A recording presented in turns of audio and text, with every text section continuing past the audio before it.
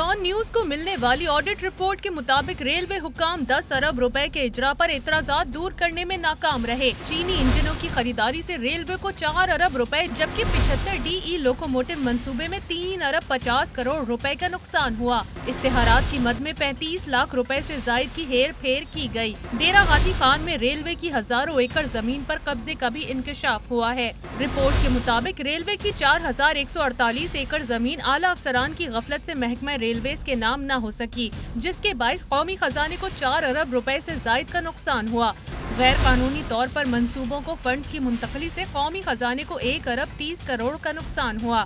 GM railways Anjum Parvez की गैर कानूनी तकर्रुरी से भी खजाने को 46 लाख रुपए का नुकसान हुआ। TADA की मद में महकमे को 1 करोड़ 10 लाख रुपए का चूना लगाया गया, जबकि मटीरियल चोरी करके महकमे को 10 करोड़ 40 लाख और नाकारा सामान से रेलवे को 3 करोड़ 17 लाख रुपए का नुकसान पहुंचाया गया।